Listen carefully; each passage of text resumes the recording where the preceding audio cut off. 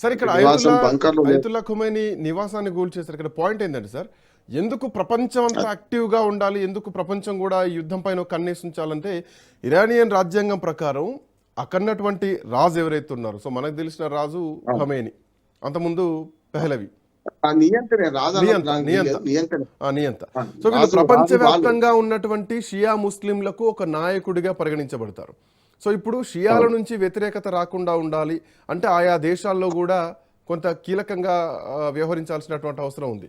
So అక్కడక్కడ మనం చూస్తున్నాం, మీ సోదరభావం ఉండాలి, కలిసిమెలిసి ఉండాలి, ఎక్కడ ఎవరు తొందరపడద్దు అన్నటువంటి కామెంట్స్ కూడా వినిపిస్తున్నాయి. సో వాటిని మనం అంటే దేశాల పేర్లు తీయొద్దు, బట్ ఆ పరిణామాలు కూడా రాకుండా ఉండాలి. సో మనకు ఒమర్ అబ్దుల్లా మాటల్లో కనపడుతుంది. ఎగ్జాక్ట్లీ షియాలు సున్నీలు వేరు వేరు కొట్టాడుకోకండి, అందరూ ఐక్యంగా ఉండాలనే ఉద్దేశం ముస్లింలు అందరూ ఒకేవారు. అంటే ఇప్పుడు మన దగ్గర ముస్లింలు అందరూ ఆల్మోస్ట్ వాళ్ళు షియా సున్నీ పక్కన పెట్టి ఖమేనీకి మద్దతు ఇస్తున్నారు. చూస్తున్నాం కదా, మన భారతదేశం కూడా మొదటి ఇరాన్ తో కలిసే ఉన్నది. అంతేందుకు మొన్నటికి మన ఐక్యరాజ్య సమితిలో తీర్మానం పెట్టి వాళ్ళ అంతర్యుద్ధంలో చాలా మంది ప్రజలను చంపుతున్నారని చెప్పి తీర్మానం పెడితే 24 దేశాలు తనకి అమెరికాకి మద్దతు ఇచ్చినాయి. 14 దేశాలు ఎటు కాకుండా ఉన్నాయి. మనం 4 దేశాలలో పాకిస్తాన్, ఇండియా కూడా మనం ఏం చేసినామంటే ఇక్కడ మన విభేదాలు ఉండొచ్చు, ఇరాన్ కు అనుకూలంగా ఆ తీర్మానానికి వ్యతిరేకంగా ఓటేసినాం, మనం డైరెక్ట్ ఓటేసినాం అమెరికాకు వ్యతిరేకంగా. అటువంటిప్పుడు మన ఇరాన్ తో ఉన్నట్టు లెక్క కదా. అందుకని మన ప్రజల మనోభావాన్ని కూడా చూసుకొని ఆనాడు నెహ్రూ ఉన్నా, ఇవాళ మోడీ ఉన్నా, మధ్యాహ్నం ఇంతమంది ప్రధానులు వచ్చినా మన విదేశాంగ విధానం మారతలేదు. ఖమేనీ మరణం తర్వాత అమెరికా దాడులను ఆపుతుందా అంటే ఆపే పరిస్థితి మాత్రం కనిపించట్లేదు. ఇరాన్ ఇప్పటికే కొత్త అధ్యక్షుడి ఎంపిక ప్రకారం కౌన్సిల్ ప్రస్తుతానికి నడిపిస్తోంది. ఖమేనీ మరణం తర్వాత కొత్త సుప్రీం నాయకుడు ఎవరవుతారు అన్నదానికి సో ప్రస్తుతానికి సుప్రీం లీడర్కు వారసుని రెండవ కొడుకును అధ్యక్షుడిగా తీసుకోవడానికి నిర్ణయం తీసుకునేటువంటి అవకాశం అయితే కనిపిస్తోంది. ఆల్మోస్ట్ దీంట్లో అంటే సుప్రీం లీడర్కు ఎంపికకు సంబంధించి కొంత అమెరికా దాడి తర్వాత కొన్ని కీలకమైనటువంటి అంశాలు మాత్రం స్పష్టంగా కనిపిస్తుంది. తాత్కాలిక నాయకత్వం కోసం ప్రస్తుతానికైతే ఇరాన్ అడుగులు వేస్తోంది. కొత్త సుప్రీం నాయకుడి ఎంపిక కూడా ఉండబోతోంది. ఇరాన్ సుప్రీం నాయకుని ఎన్నుకునేటువంటి బాధ్యత కూడా దరిదాపు ఒక 80 నుంచి 90 మంది మతాధికారులతో ఒక కొత్త కమిటీ ఏర్పడుతుంది. ఆ ఏర్పడిన తర్వాత అంటే ఈ ఎన్నుకోవడానికి కూడా ఒక రహస్య సమావేశం జరిగేటువంటి అవకాశం కూడా కనిపిస్తోంది. సో ఇప్పుడున్నటువంటి భద్రతా కారణాల దృష్ట్యా కొత్త నాయకుడిని పేరు మాత్రం బయటికి ప్రకటించే అవకాశం మాత్రం లేదు. ఎందుకంటే బయటికి ప్రకటిస్తే ఆల్రెడీ ఇప్పటికే అమెరికా ప్రకటించేసింది, ట్రంప్ ప్రకటించారు, దీని తర్వాత కూడా మేము దాడులు కొనసాగిస్తామని చెప్పేసి ఇప్పటికే ట్రంప్ ఒక హెచ్చరిక జారీ చేయడం జరిగింది. అయితే ఒక నాయకుడిని ఎన్నుకొని రహస్యంగా పరిపాలన చేసేటువంటి అవకాశం అయితే కనిపిస్తోంది, రహస్యంగా ఎన్నుకునేటువంటి పరిస్థితి మాత్రం కనిపిస్తోంది. బట్ ఈ దాడి తర్వాత ఈ యుద్ధం ఆగుతుందంటే ఆగేటువంటి పరిస్థితి మాత్రం కనిపించట్లేదు. ఇది ఇంకా ముందుకే వెళ్ళేటువంటి పరిస్థితి మాత్రం కనిపిస్తోంది. ఖమేనీ మరణం తర్వాత అమెరికా దాడులు కొనసాగుతుంది. అటు సైనిక స్థావరాలతో పాటు భవనాలపైన దాడులు కొనసాగిస్తామంటూ కూడా ఇప్పటికే ట్రంప్ ప్రకటన చేయడం జరిగింది. ఇజ్రాయెల్ కూడా ప్రకటించడం జరిగింది. సో ఇరాన్ పైన దాడుల తర్వాత అమెరికా శక్తిని ఇక సవాల్ చేసేటువంటి పరిస్థితి లేదు. ఇరాన్ ప్రభుత్వం దీనికి అంటే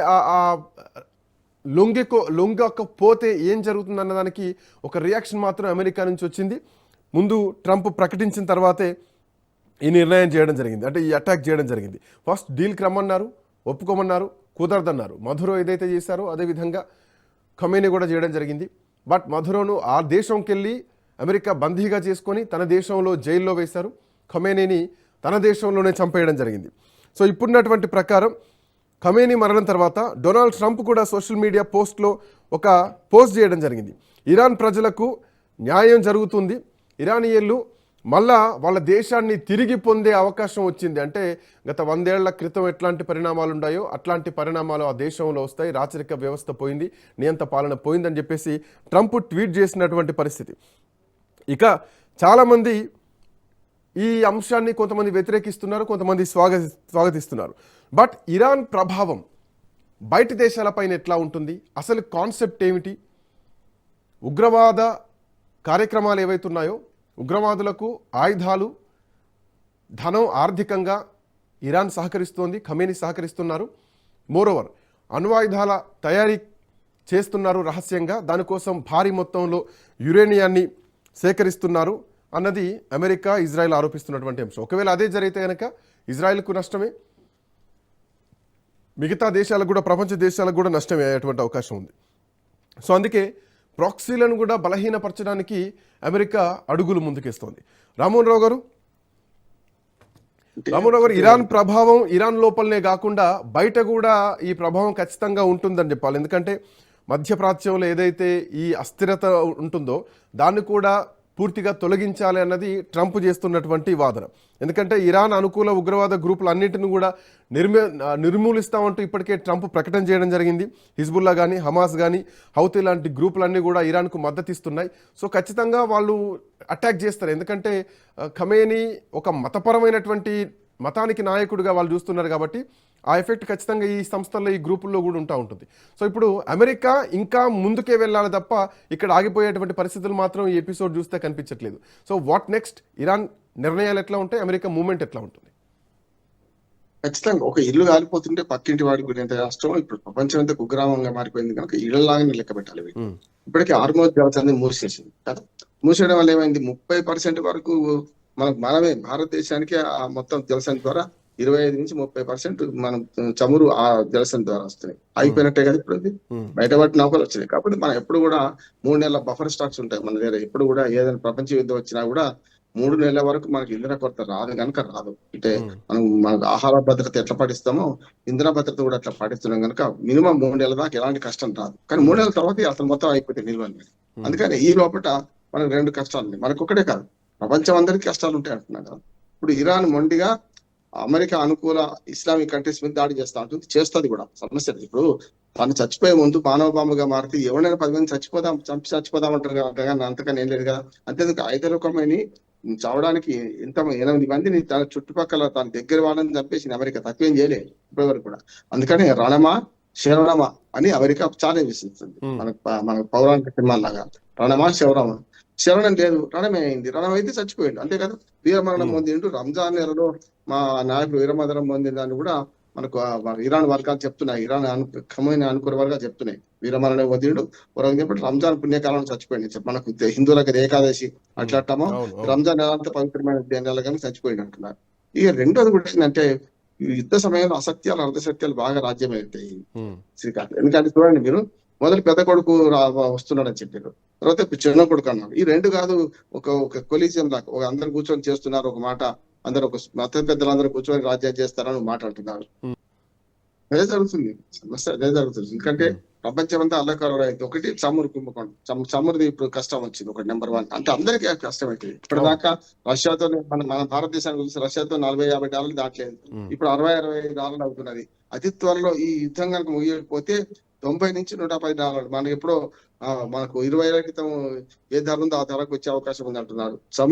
చమురు పెద్ద ఎత్తున మనకు వస్తుంది, మన అవుతుంది. రెండోది ఏమవుతుందంటే ఇప్పుడు యుద్ధాల లెవెల్లో విమానాలు 700 విమానాలు ఒక దుబాయ్ విమానాశ్రయానికి మన రద్దు అయింది చూసినాం. ఢిల్లీ, మీరు అన్న ఢిల్లీలో కూడా చూస్తున్నాం. అన్ని మన బొంబాయి నుంచి బయలుదేరిన విమానం మళ్ళీ వెనక్కి వచ్చింది చూసినాం. కానీ నిన్నటి దాకా మన భారత ప్రభుత్వం ఇన్ని జాగ్రత్తలు తీసుకున్నది, ఇరాన్ పోయే వాళ్ళందరూ వెనక్కి వచ్చేసేయండి అని. మరి మిగతా వాళ్ళు కూడా రావాలని అనుకుంటే మరి పివి సింధు అక్కడ ఇరుక్కపోయిందని అర్థం చేసుకోవచ్చు. మరి ఎందుకు ముందు జాగ్రత్త చర్యలు తీసుకోలేదు, ఎంత వీలైతే అంత తొందరగా ఎందుకు రాలేకపోయింది అనేది కూడా నడుస్తున్నది. ఇవాళ ఆకాశంలో యుద్ధం జరుగుతున్నది, భూమి మీద యుద్ధం జరుగుతుంది. ఇప్పుడు ఇరాన్ చుట్టుపక్కల దేశాలని మధ్యప్రాచ్యం అంతా కూడా అల్లకల్లలో ఉంది కనుక అయితే శరణమే కూడా రణమే. రణం అంటే ఏంటి? రణంలో ఖచ్చితంగా అమెరికా గెలుస్తుంది, సమస్య లేదు, అయిపోయింది. ఎందుకంటే అయాతుల్లా ఖమేనీ చనిపోయిన తర్వాత ఆ పట్టు మళ్ళీ పాలకుడు దొరకడం చాలా కష్టం. ఎందుకంటే ఎవరైనా సరే అధినాయకుడు చనిపోయిన తర్వాత మిగతా వాళ్ళందరూ కకాయమైనప్పుడు అయినట్టు అవుతుంది అనుకుంటున్నాను నేను. కానీ ముస్లిం ఛాందసవాదం అట్లాగే ఈ ఇస్లామిక్ తీవ్రవాదం అనేది అట్లా పొట్టిగానే చావనియదు. మళ్ళీ యుద్ధం చేస్తా అంటున్నారు. తాను చచ్చే మందు తానే మింగుతుంది ఇరాన్ అంటున్నాను నేను. ఇప్పుడు ఇరాన్ తనతో పాటు ఇరాన్ ప్రజలను కూడా నష్టపోయించింది కదా, చూశాను నిన్ననే.